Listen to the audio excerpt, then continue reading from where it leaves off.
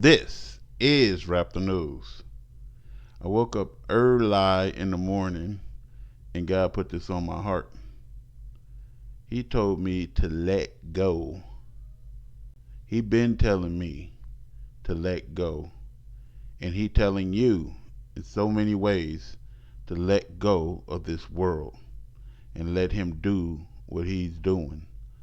He is literally beating us off of this world, and we have to understand what's really going on. We're gonna go through verses that kind of like help us understand a little bit of what God is doing in this moment. In order for us to make it to the next phase, we have to lose this one, right?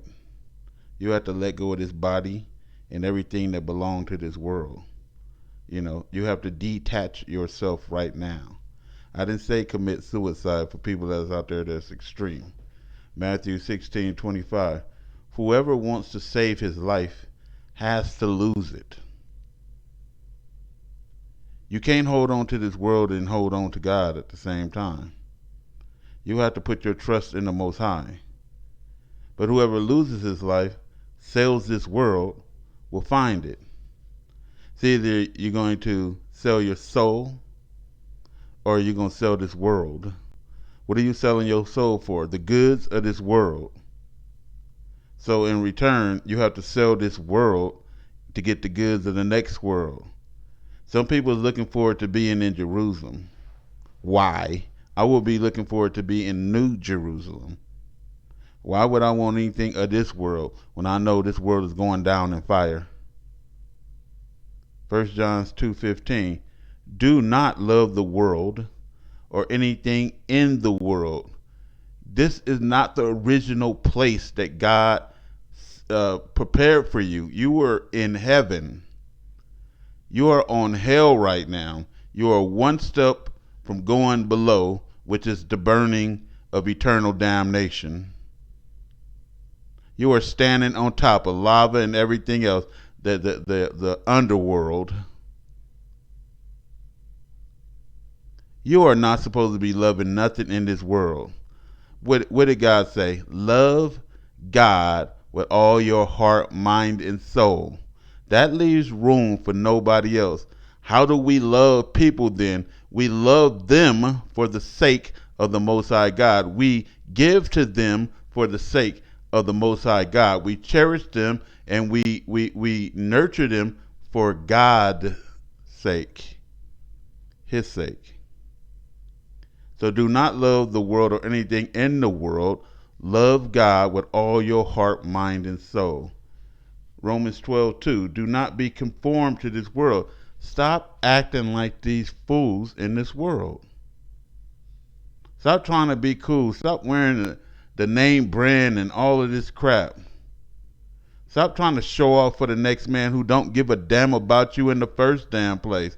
I remember in school we always wore these name brand crap, and everybody has to have clean, straight, iron pressed clothes on, and to show off for the next man. Your hair had to be done. I mean, it was just a fucking fashion show, man. And everybody just copied off everybody. Everybody was conforming, and I had to ask the question as a child: why do we conform like this? Why do I have to wear these certain shoes and this certain shirt to be anybody of importance? What if I don't want to be important in this world? Why do I need their approval? I can't stand people who need that pat on the head, the approval of the next man to say, yeah, you cool. Who are you to tell me what I am and what I'm not? I don't need your pat on the head. James 4:4. Do you not know that the friendship with the world is enemies with God? Enmity, enemies to God. Because the world is what? Going to hell in a handbasket. The world is what? In the hands of the devil. Who is ruling the world? The wicked. How you going to be a part of that and don't go to hell? You made yourself an enemy trying to copy off the Oscars and trying to copy off the fame and the fortune and all that. You want man to give you a reward. Again, you die right now. What you gonna take to God? Your college degree? You gonna show God your PhD? You gonna show God your thing, and then He gonna look at it and be impressed? God ain't impressed with nothing in this world. Why are you?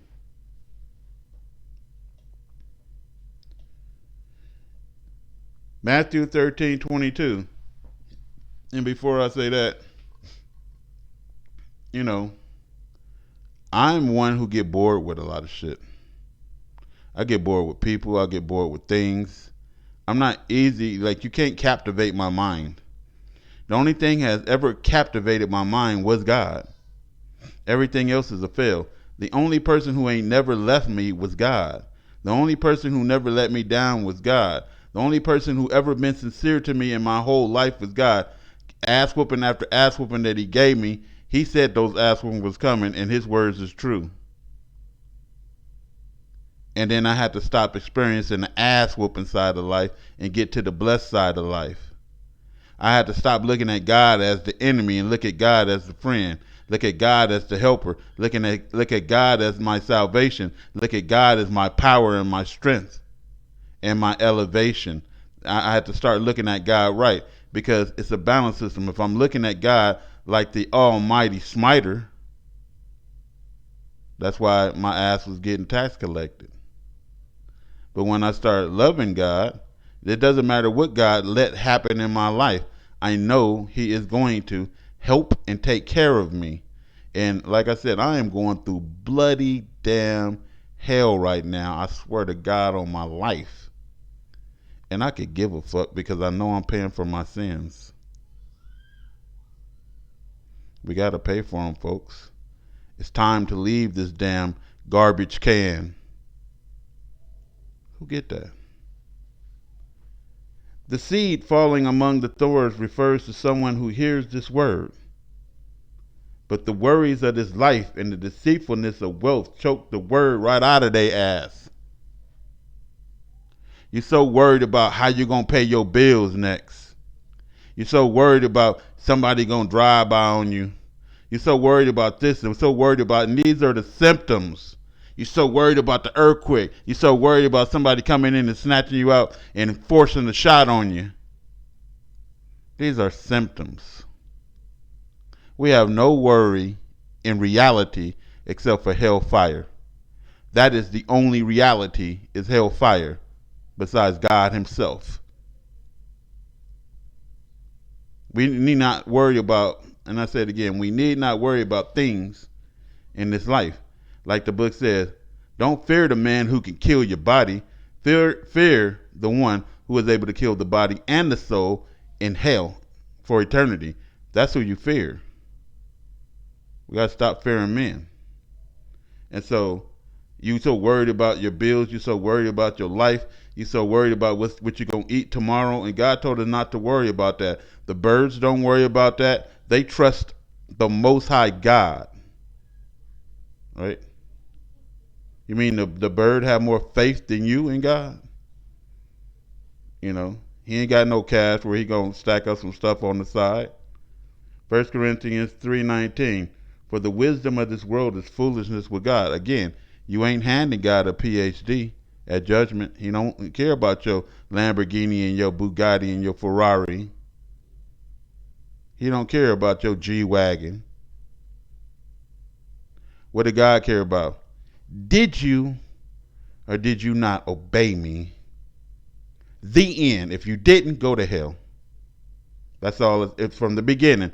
Didn't I tell you not to eat from that damn tree? Go to hell. And we're on hell right now. We're on hell right now. We went to hell, and you trying to make a life on hell? You're a fucking moron.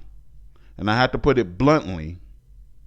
Stop trying to make a life on this damn earth. It is hell.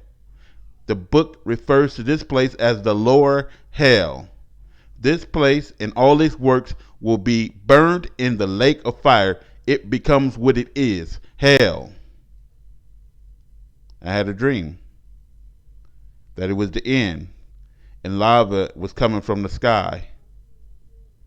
and I was guiding my family and some others, you know, and God was guiding me, and we came to an end of something, and I knew that we couldn't go any further from where we were. It was the end, and so they was like, okay, where do we go now? Nowhere. We stop here. Are you sure? Yeah, we can't go anywhere. And then the world starts shaking like hell, right? And rocking and rolling. On the inside, we were safe. I went outside to see how the outside was, and the little bitty sprinkles of lava, you know, like, like if like a grief pop you or something like that, hit my arm. And I'm like, whoa, can't be out here. You got to be on the inside. That's your protection. The dogs and those without are outside, right? The fornicators, the adulteries, and all that, they on the outside, so you can't go outside, and that's outside of God's mercy, right? So anyway, the world was about to flip, and I knew it. So God says in the book that He's going to turn the earth upside down and its inhabitants.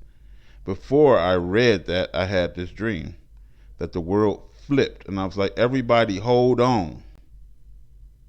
The world is about to flip, right? And so the world started to flip, to turn, and my baby fell. I told people this dream before. Out my wife's hand. My baby is grown now, but she fell out my wife's hand, and she was screaming, "Get the baby fell!" And the baby is falling off of the world because the baby never had no attachment to the world. You got to understand what God is showing me. And then I was trying to hold on my first thought was selfish. It was like, well, God did that. God took the baby, and I can't get the baby or I'll die. And then my wife is still yelling, "Get the baby." I'm holding on to this concrete barrier, trying to hold on to this world. And then I just had a fuck it moment. Fuck it. And I dove off the world to save the baby. That's what God wants you to do. And I'm going to tell you what happened to finish the dream. The baby is falling, and I'm going down. There are people floating in the air. So this gravitational pull from this planet was, some people were floating, some people were falling, at the same time. And the people who were floating, I was asking them, did you guys see a baby falling? And it was like, yeah, that way. And I put my arms together, like they do in the movies, and your hands close to your side so you can fall faster. And I was falling fast, and then I saw the baby. And right before we hit whatever we was going to hit, I grabbed her, and I turned my body around in the air so that if we hit the ground, the impact, she would just go into me, right? So right before we hit the ground, it was this beautiful ocean and beautiful world. That was the New Jerusalem when we let go of that world. And my body floated upright with my daughter, and we landed in these warm living waters. And I was like, whoa. And I can look up and I see the earth up there, and I can see all the people still holding on, worried and scared. And we was down there in comfort. And I was like, you guys, you gotta let go of the world. And that's what I'm telling you now. You got to let go of the world. Let's keep it moving, Israel. Isaiah 57:13. When you cry, let your companies deliver you. Let your money deliver you. Let your penis deliver you. Let your boobs deliver you. Let your ass deliver you. Let all your friends deliver you. But the wind shall carry them all away. Vanity shall take them. But he who puts his trust in the Most High God shall possess the land and shall inherit my holy mountain. Just like God said, if you call on him, he ain't answering you in the last day if you didn't call on him in this life. If you're calling on Jesus in this life, God ain't answering you in the next. You never called on him. You don't know God. And everybody who forgot God, God says you become hell. Let people keep on calling on the wrong person. 1 Timothy 6:7. For we brought nothing into this world, and it is certain we can carry nothing out. Let go of this world and the cares of this world and put all your trust right now on the Most High God. You have to let go of this world, this banking system, this whole thing, and just trust God. This is Rap the News.